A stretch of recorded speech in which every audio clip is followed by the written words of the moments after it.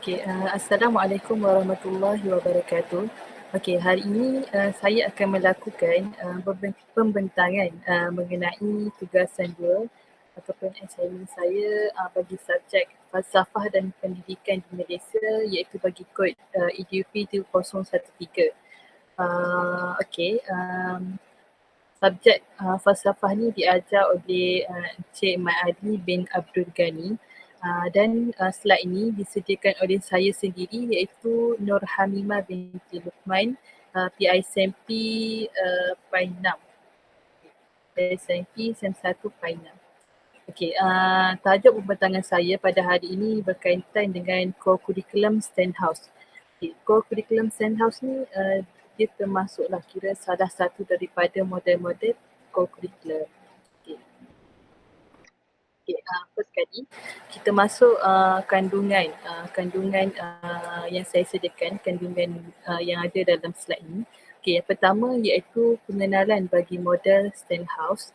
Yang kedua, pembentukan kurikulum, iaitu dalam model Stenhouse ni dia ada menyediakan satu pembentukan kurikulum lah, iaitu yang terbagi pada 3, perancangan kurikulum, pembelajaran empirikal dan juga pembelajaran proses. Yang ketiga barulah kita masuk tajuk ataupun poin bagi aktiviti Stenhouse. Yang keempat ialah kesimpulan. Yang kelima saya disediakan rujukan lah yang menunjukkan bukti saya buat slide ini. Pertama sekali kita masuk dahulu pengenalan bagi model Stenhouse. Model Stenhouse ni dia dikenalkan ataupun dilaksanakan pada tahun 1975. Kalau dalam slide ini, pengenalan bagi model Stenhouse yang pertama, dia menganggap kurikulum ni ialah sebagai satu proses. Yang kedua, dia menganggap kurikulum ni bukan berbentuk fizikal tetapi berkaitan dengan interaksi guru, murid dan juga ilmu. Yang ketiga, kurikulum adalah perkara sebenar yang berlaku dalam bilik darjah dan dilakukan oleh seseorang untuk membuat persediaan dan penilaian. Yang keempat ialah kurikulum ni sebagai satu proses yang aktif dan dihubungkan dengan set penaklukan. Seterusnya, yang kelima ialah cara penyampaian yang mengandungi prinsip dan ciri-ciri pendidikan dalam satu bentuk terbuka untuk kajian secara kritis dan boleh diterjemahkan ke bentuk praktikal. Yang keenam iaitu perlu menyediakan asas untuk merancang sesuatu kurikulum, mengkaji secara empirikal dan mempertimbangkan alasan secara praktikal. Kalau yang ini penyediaan asas untuk merancang, maksudnya dalam asas tersebut dia mestilah ada iaitu pemilihan kandungan apa yang perlu diajar. Maksudnya guru tu mesti buat pemilihan dahululah tajuk apa yang perlu diajar dan juga kandungan tersebut. Yang kedua ialah perlu ada strategi pengajaran. Guru tersebut mesti tahu dahulu asas untuk merancang satu kurikulum tu, iaitu melakukan ataupun membina dahulu strategi pengajaran tersebut. Yang ketiga ialah dengan membuat keputusan tentang urutan. Yang keempat, panduan untuk guru dari segi kesesuaian melaksanakan kurikulum dalam pelbagai konteks. Yang kelima ialah maklumat tentang kepelbagaian kesan dalam konteks yang berbeza dan ke atas murid yang berbeza. Itu ialah penyediaan asas lah dalam merancang satu kurikulum tu. Saya tak sediakan dalam slide tapi saya baca lah. Adanya ada poin yang saya baca. Kita sambung balik. Yang ketujuh tadi. Yang ketujuh ialah mementingkan kebijaksanaan dan intervensi guru untuk kemajuan pelajar. Yang ke-8 iaitu Stenhouse ni dia telah membahagikan pembentukan kurikulum kepada 3 bahagian, iaitu dalam perancangan kurikulum, dalam pembelajaran empirikal dan dalam pembelajaran proses. Yang ni ialah dalam pembentukan kurikulum tu lah. Perancangan kurikulum, pembelajaran empirikal dan juga pembelajaran proses. Kalau dalam perancangan kurikulum ni, maksud dia guru ni mestilah menentukan bahan pengajaran yang akan diajar. Okay, yang kedua, prinsip-prinsip yang akan dipraktikkan dalam kaedah pembelajaran ni ialah membuat urutan bahan pembelajaran. Okey, yang last sekali iaitu dalam perancangan kurikulum ni ialah kriteria mengenai kekuatan dan kelemahan murid-murid. Maksudnya kena adalah apa kelemahan, apa kekuatan murid-murid tu dalam bila kita mengajar tu lah. Okey. Kalau dalam pembelajaran aplikal pula, dia ada dua je, iaitu yang pertama, guru ni mesti menentukan apa yang harus dipelajari oleh murid-murid dan cara menilai pencapaian seseorang murid tu. Okey, yang kedua ialah dengan melihat feasibility, kesesuaian, implementasikan kurikulum tu dalam konteks sekolah dan persekitaran yang berlainan. Okey, kalau dalam pembelajaran kuasa dia ada tiga. Okey, yang pertama iaitu guru ni mesti memilih isi kandungan dari segi kriteria dan tak perlu bergantung pada objektifnya. Okey, yang kedua iaitu dengan merancang aktiviti yang membolehkan murid-murid ni melibatkan diri secara aktif dalam PNP. PNP tu pembelajaran dan pengajaran dah.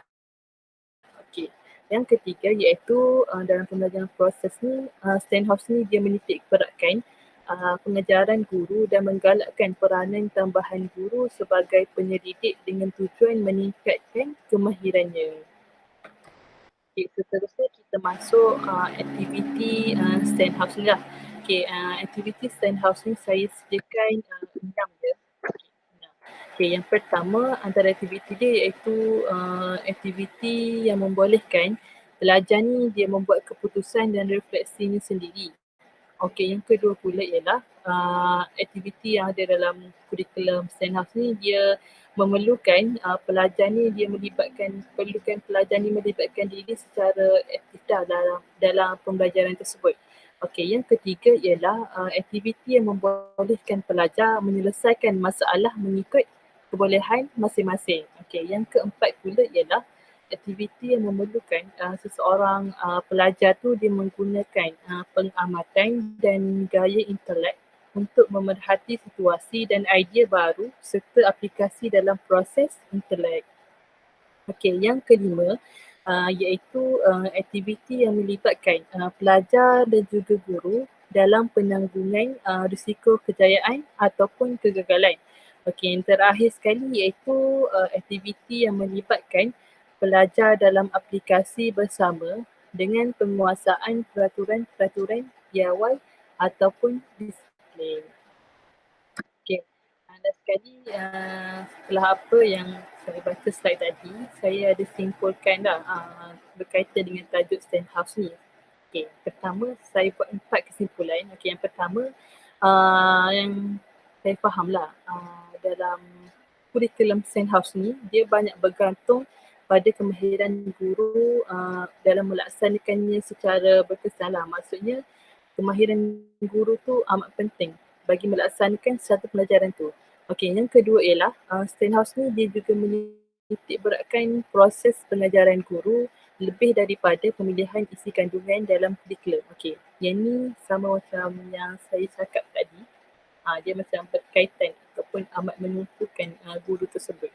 Okey, bagi yang ketiga pula ialah kerjaya pelaksanaan kurikulum ni dia amat bergantung pada kemahiran guru yang diperlukan dia untuk merancang dan melaksanakan aktiviti pengajaran dan pembelajaran berdasarkan aktiviti yang telah disenaraikan. Okay, yang terakhir sekali iaitu Stenhouse ni dia mencadangkan bahawa guru ni dia memainkan peranan sebagai penyelidik dan mengkaji masalah pendidikan dari semasa ke semasa bagi mempertingkatkan kualiti dan kemahiran mereka dalam perancangan serta pelaksanaan aktiviti pengajaran dan pembelajaran dengan lebih berkesan. Okey, secara keseluruhannya kita boleh ambil iaitu kurikulum Stenhouse ni dia amat menitikkan kemahiran guru tersebut lah dan juga dia amat menitik beratkan pembelajaran tu iaitu berpusatkan murid tapi dia fokus kepada interaksi antara murid dan juga guru tersebut. Okey, interaksi kiranya kurikulum Stand House ni dia amat menitik beratkan interaksi tu lah. Maksudnya kena melibatkan dalam satu pembelajaran tu kena libat secara aktif lah. Kiranya tak boleh duduk diam, kiranya kena melibatkan secara aktif. Kiranya guru dan juga murid tu dia memainkan peranan masing-masing dah. Okay. Itu kesimpulan dan juga pembentangan saya pada hari ini. Okay, ni saya sediakan rujukan lah. Okay, rujukan yang saya cari untuk saya buat slide ini. Okay, itu sahaja pembentangan saya pada hari ini. Saya harap pembentangan yang saya buat, pembentangan yang saya huraikan, yang saya bentang ni isi dia memadai dan sampailah kepada yang mendengar. Okay, itu sahaja daripada saya. Sekian, terima kasih.